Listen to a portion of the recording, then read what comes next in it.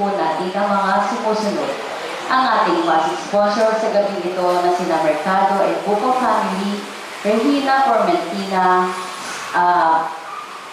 mabilis ang paggaling ni na Irene Martinez and Irene Garcia, panalangin para sa mga kaluluwa ni na Emmanuel Sr. and Jr., Leticia, Benedicto, and CJ Navarro, Captain Abelardo, and Dr. Ofelia Garcia, Dominador Beñas Jr., Magno and Zenny Malyari, Manuel Aranillo, Angela Barrero, Wally Blaza, Pedro and Africa Uy, Lita V, Pe, Benito, at sa lahat ng mga kaluluwa sa purgatorio.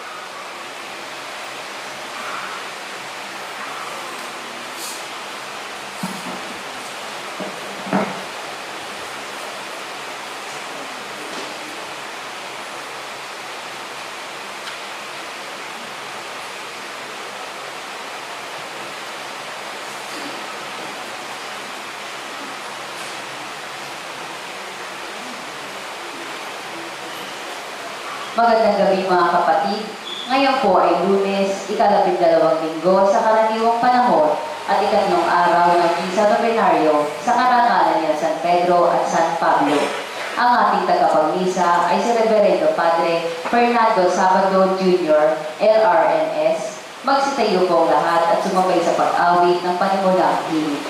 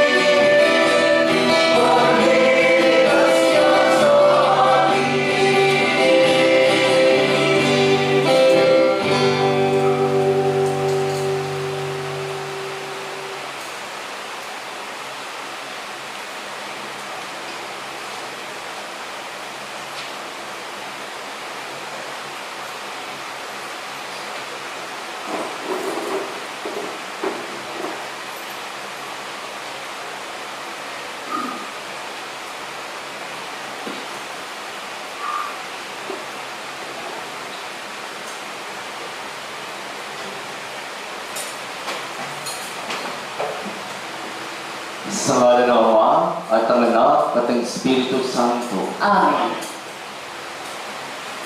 Ang pagpapala ng ating Panginoong Jesucristo, ang pag-ibig ng Diyos Ama, at ang pagkikipagkaisa ng Espiritu Santo, naway sumayin lahat. At sumayin. Sa ating ikatlong araw na paghahanda para sa ating kapistahan, sa ating mga patron, San Pedro at San Pablo, iniyahan po tayo ng Panginoon na mas pahalagahan po natin ang mga tao. Mga kapatid, aminin natin ang ating mga kasalanan upang tayo maging marapat na gumanap sa banal na pagdiriwang.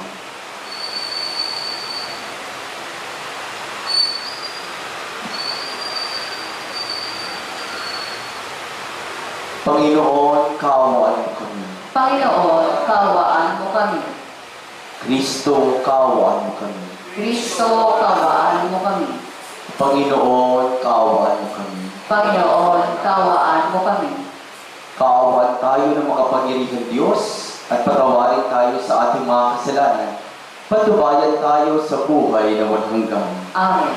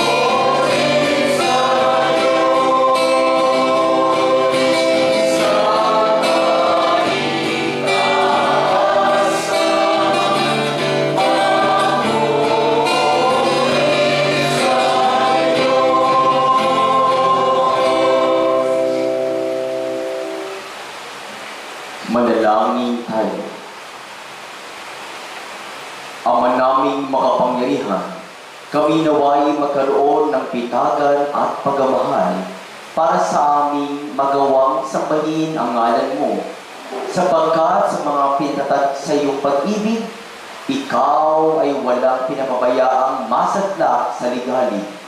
Niluhog namin ito sa pamamagitan ni Kristo kasama ng Espiritu Santo magpa sa walang hanggan. Amen.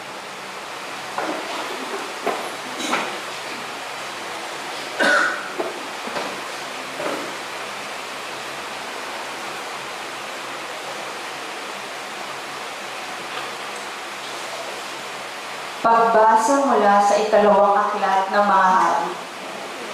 Noong mga araw na iyon, nilusog ni Haring Salmanasar ng Assyria ang Samaria, at 3 taong itong kinugpo. Nang ikasyam na taon ng pagkahari ni Oseas, ang Samaria ay sinakop ni Haring Salmanasar ng Assyria. Dinala niyang bihag ang mga Israelita at ikinalat sa halan ng Habor o ilog ng Gozan at sa mga lungsod ng Medos. Nangyari ito sa mga Israelita sapagkat nagkasala sila sa Panginoon na nag-alis sa kanila sa Ehipto sa pagpapahirap sa kanila ng Haring Faraon. Sila'y naglingkod sa ibang Diyos at nakiayon sa kaugalian ng mga taong itinaboy ng Panginoon mula sa lupaing sinakop nila.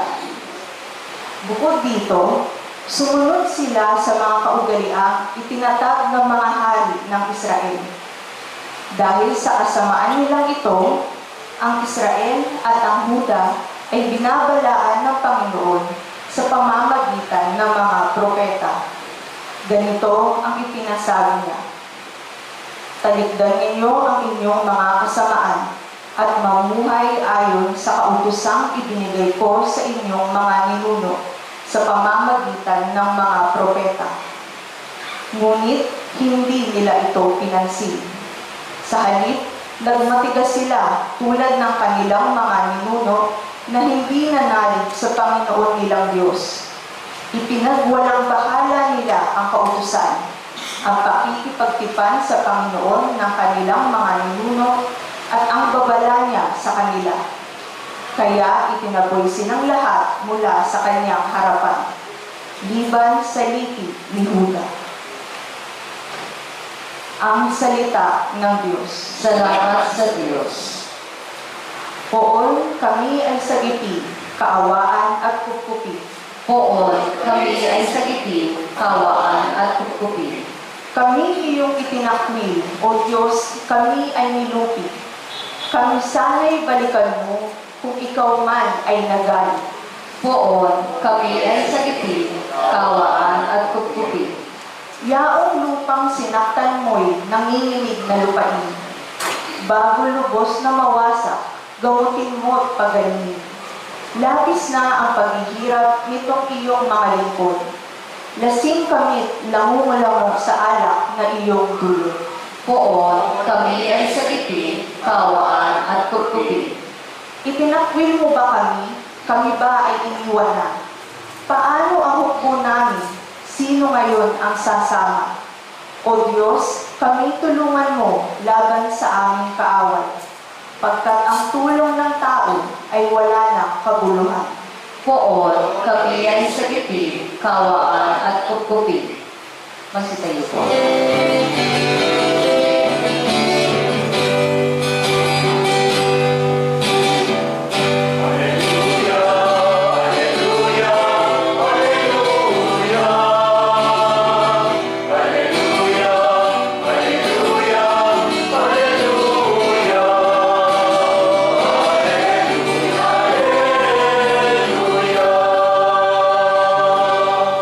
Buhay ang salita ng Diyos, ganap itong natatalos, tanang ating niloloob.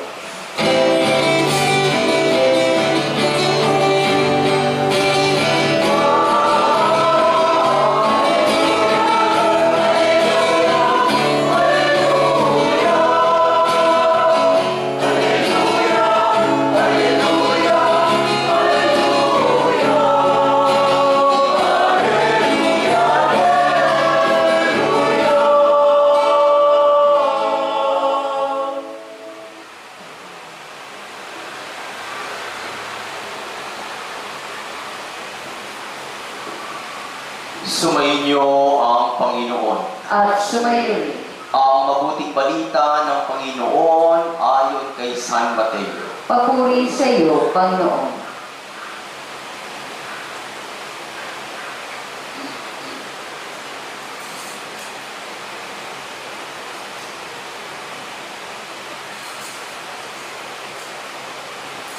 Noong panahong iyon, sinabi ni Jesus sa kanyang mga alagad, "Huwag ninyong hatulan ang inyong kapwa, upang hindi kayo hatulan ng Diyos. Sapagkat ahatulan kayo ng Diyos ayon sa hatol na inihahatol ninyo sa iba. Ang panukat ninyo sa iba ay siya rin ipanunukat sa inyo. Bakit mo nakikita ang puwing sa mata ng iyong kapatid, ngunit hindi mo pinapansin ang puwing mong ganahilan sa iyong mata? Paano mo masasabi sa iyong kapatid, halika't alisin ko ang puwing mo, gayong ganahilan ang nasa mata mo?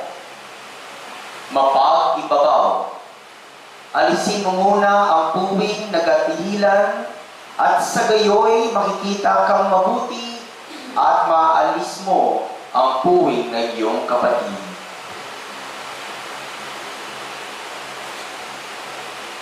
Ang mabuting balita ng Panginoon. Pinupuri ka namin, Panginoong Jesucristo. Magandang gabi.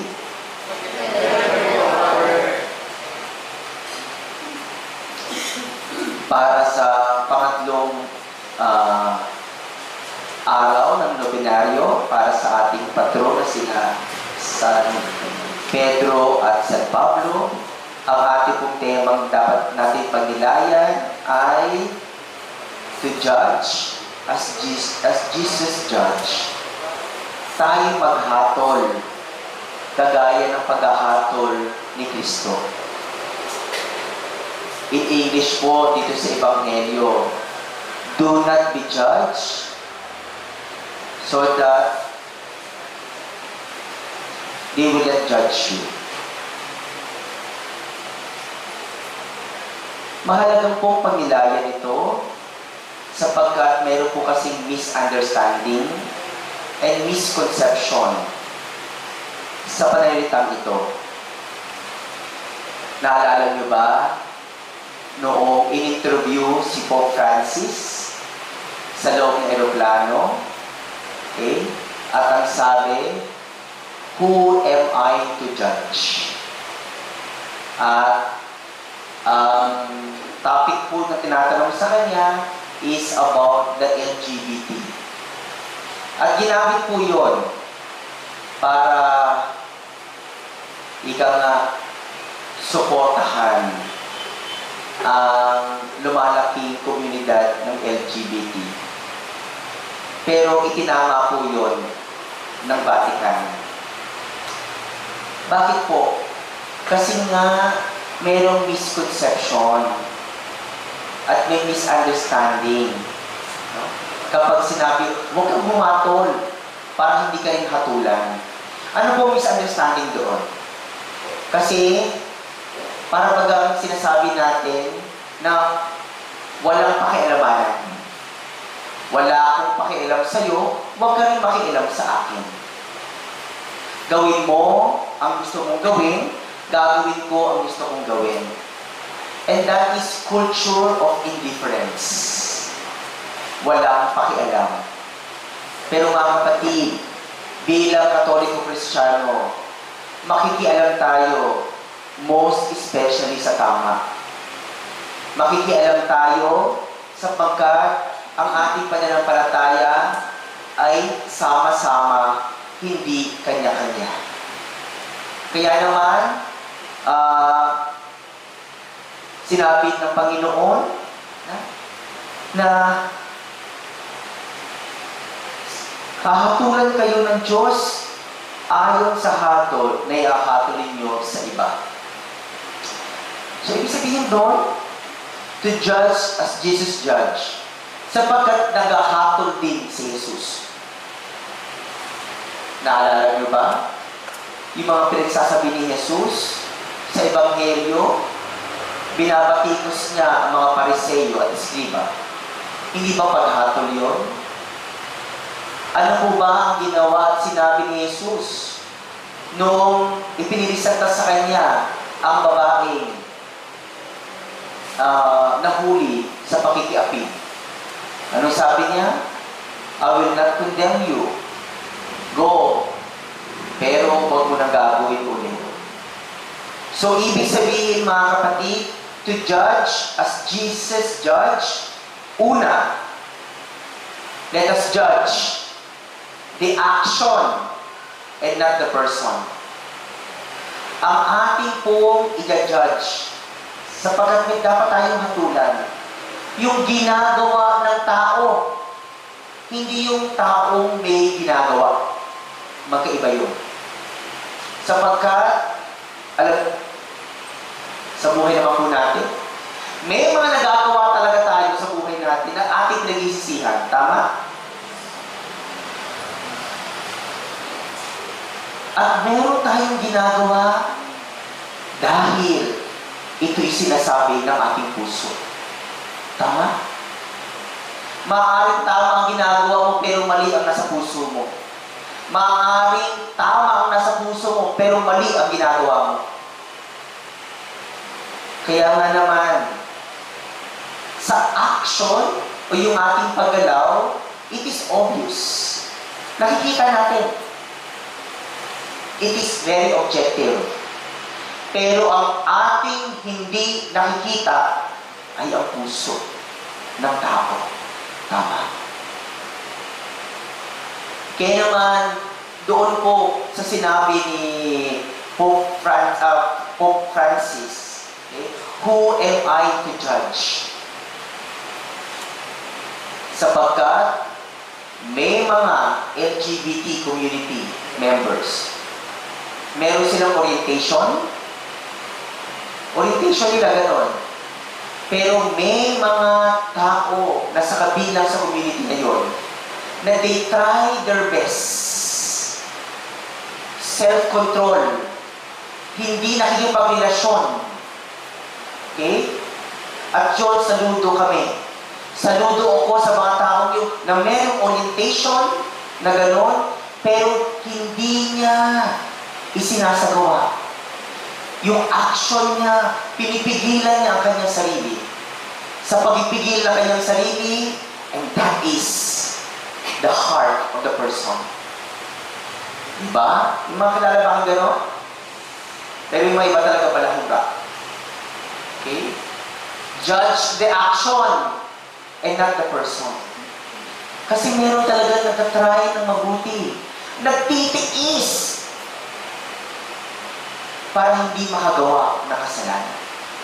Amen? Amen. Kaya nga, you may judge the action. Kasi meron talagang action na mali. Kaya nga, di ba, we need to correct one another. Kailangan natin itama. So, kailangan tayong makialam. Kung hindi, talagang magiging systematic, magiging institution ang maling ginagawa, kagaya ng korupsyon. Napakahirap na buwagin. Okay? Sapagkat, yun yan, huwag mo akong pakialaman. Yes, pangalawang punto, let us judge the action, but not the destiny of the person. We can judge the action, tayo po'y maghatol sa maling ginagawa. Pero let us not judge the destiny of the person. Ibig sabihin nun, huwag nating lalagay sa box ang isang tao. In English, let us not put the person in the box. Anong sabihin nun?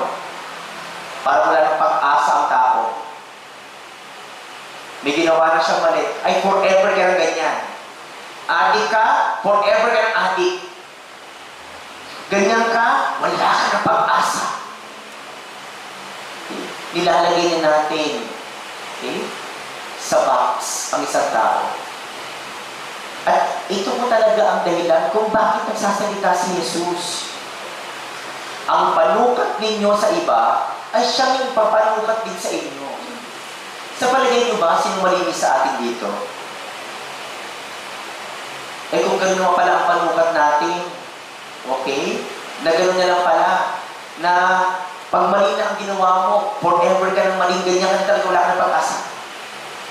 Eh bakit buhay pa tayo? Bakit pa nandito pa tayo? Right? Kaya naman the Catholic Church, hindi sinusuportahan ang capital punishment. Yung pinapatay ang mga makasalanan. Bakit? Dahil meron pa silang chance na magbago. Kasi kapag hinipo sila ng Diyos, may magbabago. Tama? Ang pagbabago po ng ibang tao, hindi natin trabaho. Trabaho yun ng Diyos. It's between God and the person. At salamat naman, no? Na we can judge the action but not the destiny. Okay? Kahihinatnan ng isang tao sapagkat ang dami nating kilala. No? Yun na nga, just dawned on me, no? Na merong atik dati, pero nagbago na siya at naging pare, SBD. At ngayon, binabatikos pa rin siya sapagkat ang kanyang nakaraan ay adik. Binabatikos sapagkat tinutulungan niya ang mga pamilya na naiwanan bunga ng EJK. Okay? Ganyan talaga tayo. Mapag-husga. Pati yung destiny ng tao, as in wala na siyang pag-asa. Pero pinatunayan ng paring yan na lahat ay pwedeng magbago. At salamat dahil may ganitong paniniwala si Kristo. Bakit? Walang santo ngayon kung Jesus put everything in the box. Everyone in the box. Bakit? Ang ating mga patron, hindi naman sila malinis sa kanilang nakaraang buhay. Tama? Walang santo na nasa langit na walang nakaraang pangit. Ite-tell ko ba? Ang mga pinagagagawa ni Pedro, pinagagagawa ni Pablo. Sapulan natin. Okay? Kinatatwa, no? Ni Pedro. For 3 years na magkaibigan sila ni Jesus. Okay? Talaga, kinatatwa niya. Ay, ko kilala yan. Si Pablo, nanguna siya sa persecution ng mga Kristiyano. Pero nasa sila ngayon? Sila ang mga pangunahing apostoles sa ating simbahan. Isang patunay na mas mahalaga sa Diyos ang makasalanan kaysa sa kasalanan ng tao. Mas mahalaga sa Diyos dahil siya yung punong-puno ng awa. Okay? Ang makasalanan kaysa sa kasalanan ng tao. I'm not saying na tama ang gumawa ng kasalanan. No. Kaya nga, let's judge the action. Pero huwag natin hatulan sila. Okay? Kasi ayaw tayo hatulan. Huwag sana yung maging panukat natin. Because pwede natin i-judge ang maling ginagawa. Pero we cannot judge the person, the heart of the person. At syempre, bibigyan pa rin natin ng pag-asa ang bawat isa. Sapagkat ang bawat isa sa atin ay binibigyan ng pag-asa mismo ng Diyos. Kaya magtulungan tayo. Kung may pagkakasala, okay, bigyan natin pagkakataon. Pero sana, kagaya ng paghatol ni Jesus, na hindi na natin gagawin. Okay? So, mga kapatid, sana po naranasan po ito ng ating mga patron, San Pedro at San Pablo, kaya dumalangin din tayo sa kanila. Na sana yung karanasan nilang awa mula kay Kristo at naging santo sila, ganun din sana ang maranasan natin at hingin dito sa ating Eucharistia. Na sana po, let us judge, okay, sa pamagitan mismo ng uri ng paghahatol ni Kristo. Ano yung uri ng paghahatol ni Kristo? He judged the action and not the person. He judged the action but not the destiny of the person. Sapagkat ang destiny natin ay walang iba kundi sa piling ng Diyos. Amen.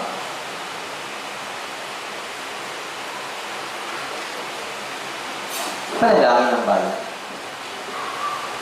Ilapit natin ang ating mga kaibigan sa Ama, taglay ng pananampalataya katulad ng kina San Pedro at San Pablo, ang pananampalataya ng mangingisdang pinatayuan ng simbahan at mga guro ng bansa. Kaya naman sa bawat panalangin ating itutugon, Panginoon, tingin mo ang aming panalangin. Panginoon, tingin mo ang aming panalangin.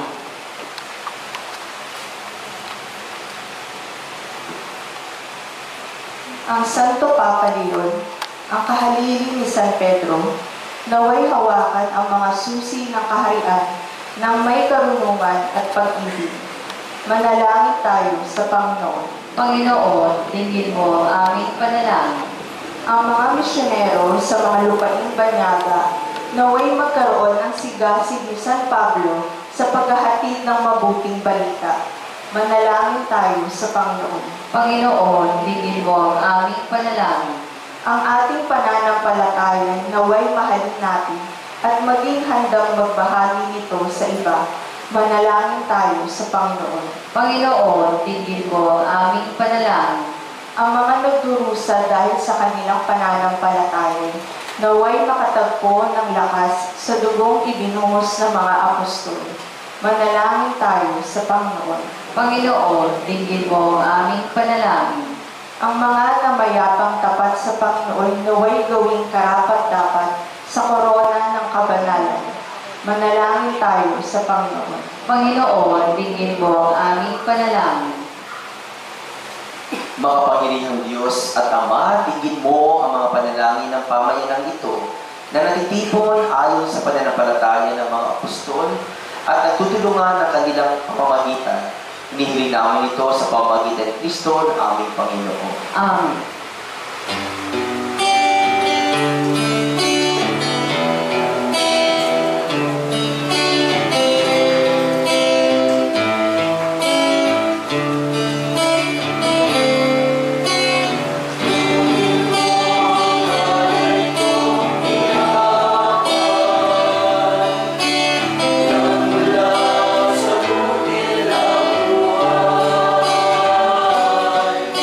Hira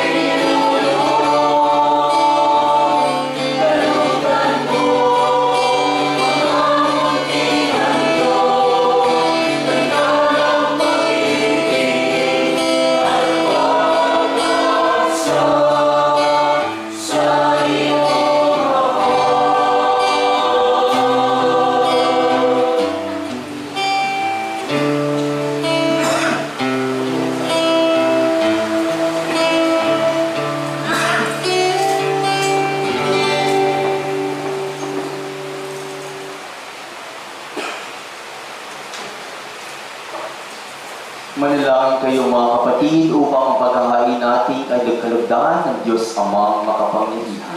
Tanggapin nawa ng Panginoon itong paghahain sa iyong mga kamay, sa kapurihan niya at karangalan, sa ating kapakinabangan at sa buong sambayanan niyang banal. Ama naming lumikha, tanggapin mo ang aming paghahain ng papuri sa iyong kabutihan sa amin. Sa dulong nawa nito kadalisayan, kami nawa ay makapag-alay na iyong kinadulugan sa pamamagitan ni Jesucristo, kasama ng Espiritu Santo magpa sa walang hanggan. Amen.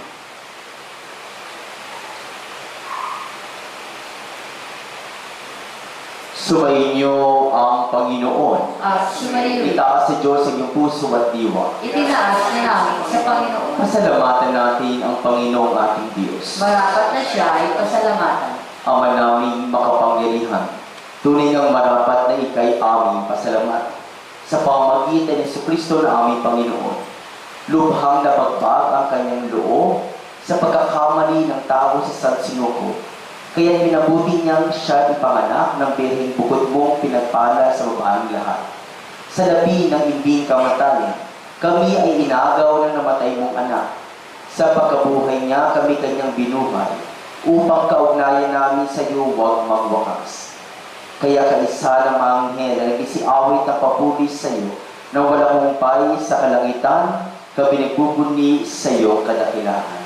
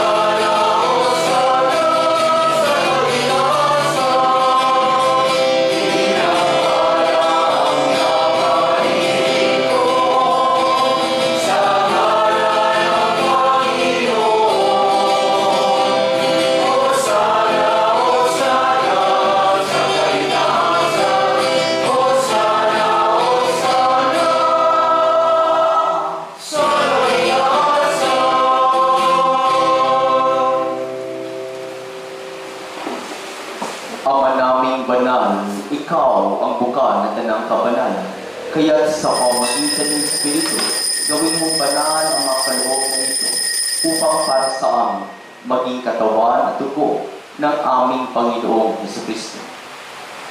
Bago niya pinagtiisang ko sa loob na maging handog, hinawakan niya ang tinapay, pinasalamatan kanya, pinaghati-hati niya iyon, iniabot sa kanyang mga alagad at sinabi, "Tanggapin ninyong lahat ito at kanin. Ito ang aking katawan na ihahandog para sa inyo."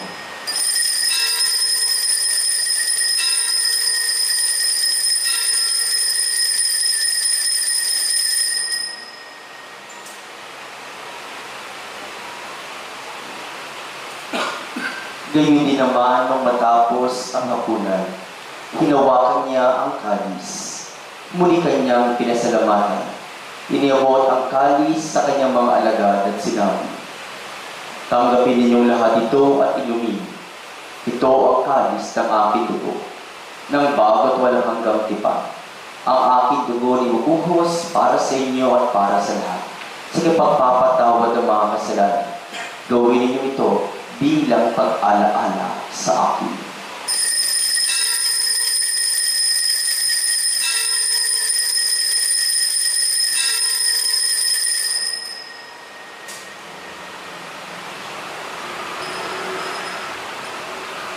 Ipagbunyi natin ang misteryo ng pananampalataya.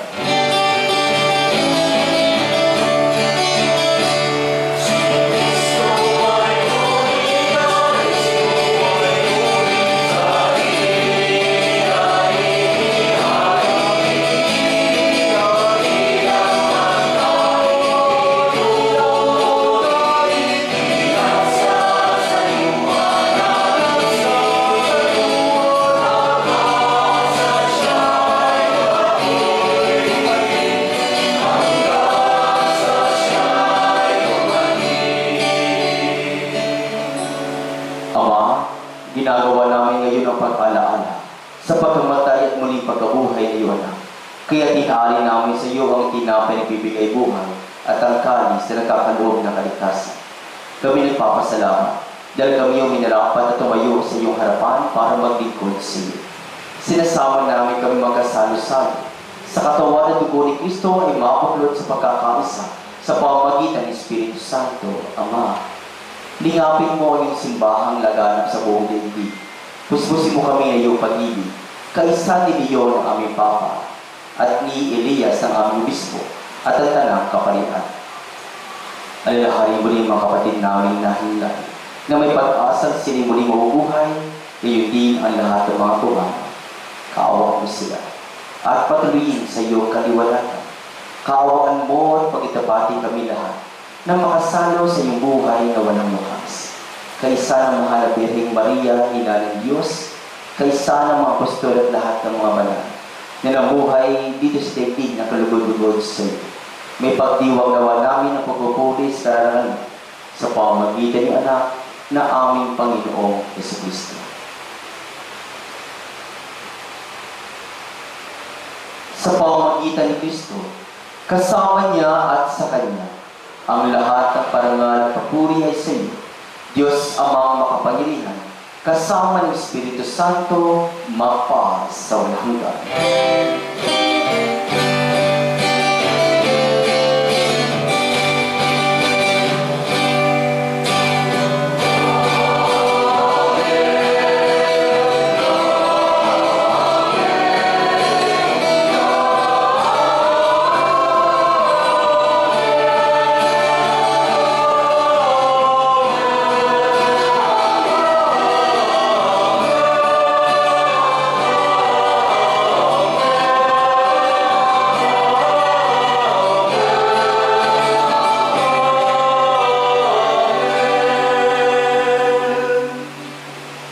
Sa tagubilin na gagaling na utos at turo ni Jesus na Panginoon natin at Diyos, ipahayag natin ng lakas loob.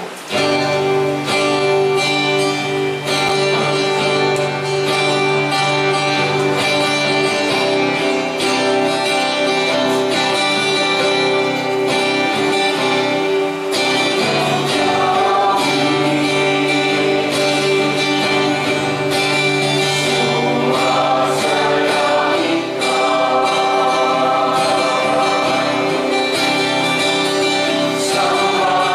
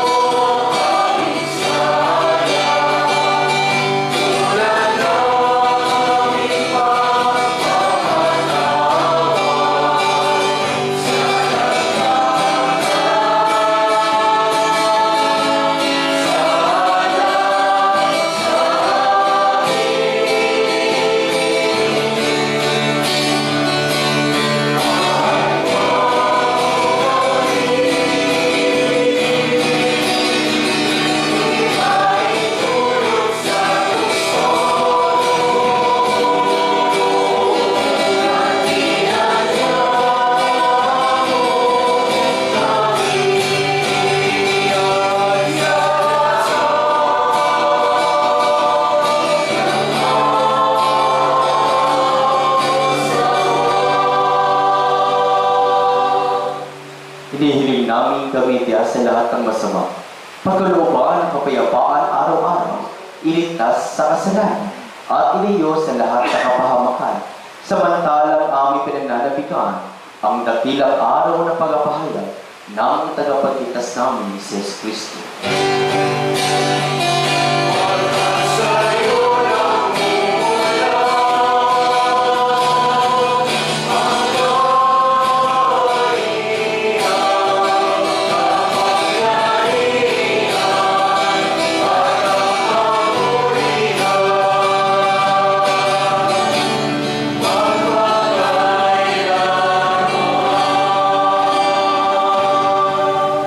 Panginoong Kristo, sinabi mo sa iyong mga apostol, kapayapaan ang iniiwan ko sa inyo.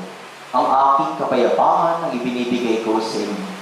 Tunghayan mo ang aming pananampalataya at huwag ang aming pagkakasala.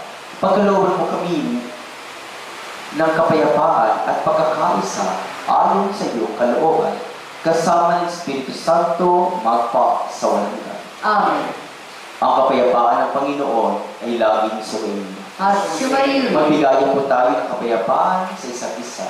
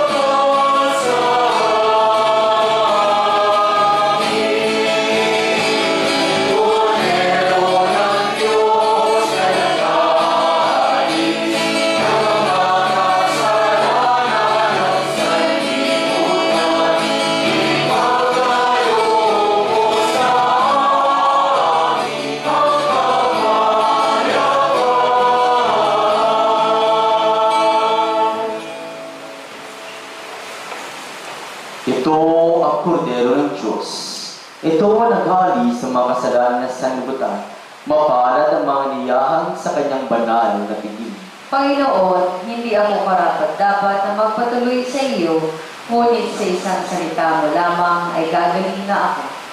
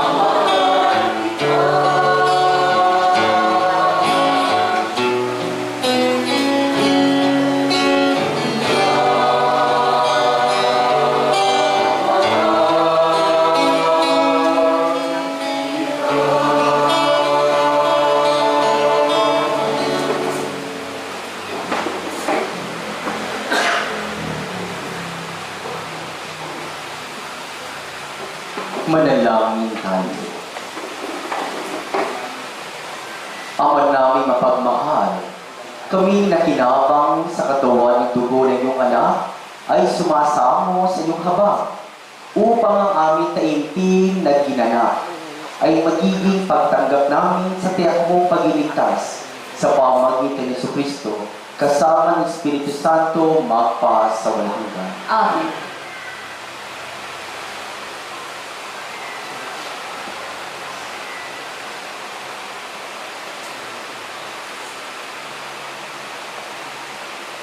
Tinig nila sa buong daigdig ay narinig, Pati mga wika nila ay dumatal pati sa hangganan nito.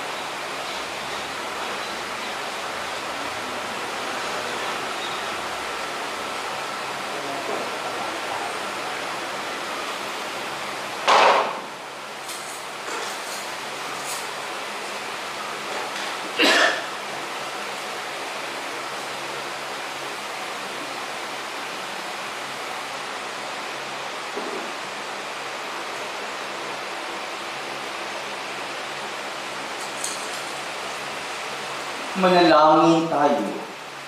Ama naming makapangyarihan, niluwalhati kanina San Pedro at San Pablo, mga apostol.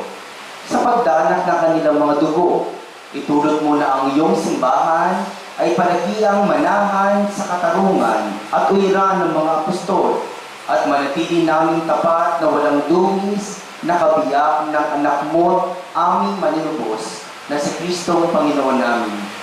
Sa pamagitan niya, ang tanging saligang na iyong sambayanan at sa Kanya at kasama niya, kasama ng Espiritu Santo, naway patuloy siyang umiral hanggang sa wakas ng panahon. Ito'y aming hinihiling sa pamagitan ni Kristo, kasama ng Espiritu Santo, magpa sa walang hanggan. Amen. Magsiupo pong lahat para sa ilang video announcements.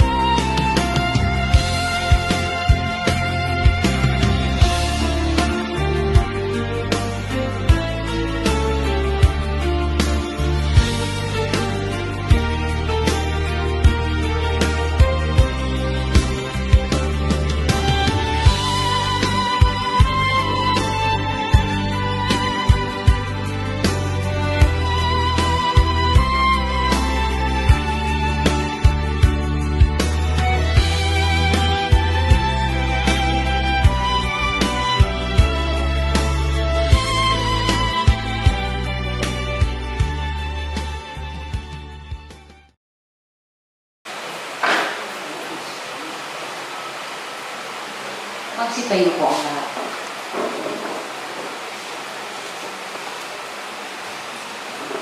Ang ating pong take-away para sa pangatlong araw ng ating webinaryo, sapagkat ito'y naranasan ng ating patron na sila San Pedro at San Pablo, kay Jesus at sa kanyang awa, mas mahalaga pa rin ang taong nagkasala kaysa sa kasalanan ng tao. Sumainyo ang Panginoon. At sumayo rin. At pagpalain kayo ng mga pangyarihan Diyos, Ama at Anak at Espiritu Santo. Amen. Tapos na po ang banal na pagdiriwang. Humayo at taglayin ang awa ni Kristo. Salamat sa Diyos.